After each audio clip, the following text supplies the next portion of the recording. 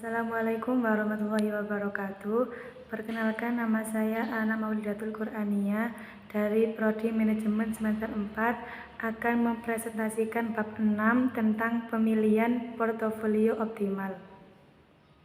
Portofolio optimal merupakan portofolio yang dipilih investor dari sekian banyak pilihan yang ada pada kumpulan portofolio efisien. Portofolio yang dipilih investor adalah portofolio yang sesuai dengan preferensi investor bersangkutan terhadap return maupun terhadap risiko yang bersedia ditanggungnya.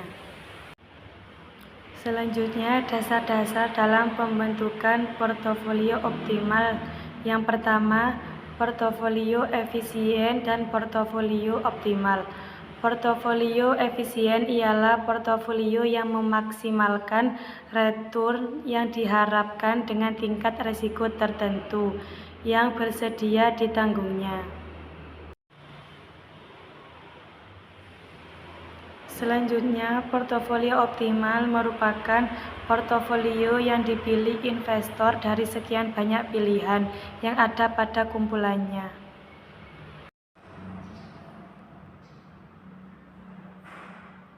Selanjutnya, yang kedua, fungsi utilitas dan kurva indiferen.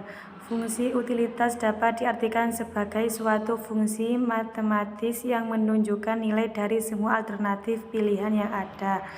Kurva indiferen menggambarkan kumpulan portofolio dengan kombinasi return, harapan, dan risiko masing-masing yang memberikan utilitas yang sama bagi investor. Selanjutnya, yang ketiga ialah aset beresiko dan aset bebas beresiko. Aset beresiko adalah aset-aset yang tingkat return aktualnya di masa depan masih mengandung ketidakpastian. Aset bebas risiko merupakan aset yang tingkat returnnya di masa depan sudah bisa dipastikan pada saat ini dan ditunjukkan oleh varians return yang sama dengan 0.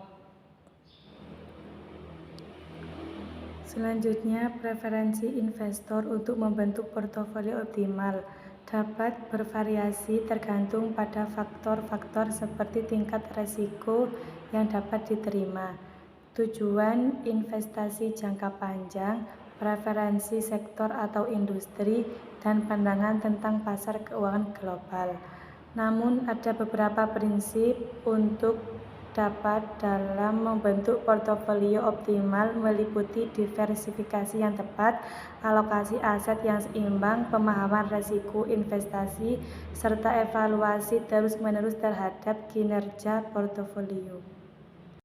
Selanjutnya, model portofolio Markowitz ada 3. Yang pertama, periode investasi tunggal, misalnya 1 tahun. Yang kedua, tidak ada biaya transaksi. Yang ketiga, preferensi investor hanya berdasar pada return yang diharapkan dan risiko.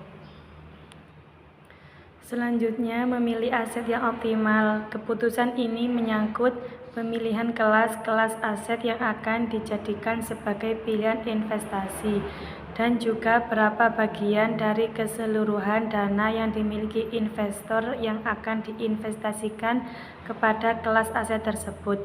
Bagian dari dana yang diinvestasikan pada setiap kelas aset disebut sebagai porsi dana atau bobot dana. Masing-masing bobot dana tersebut akan berkisar antara 0% sampai 100%.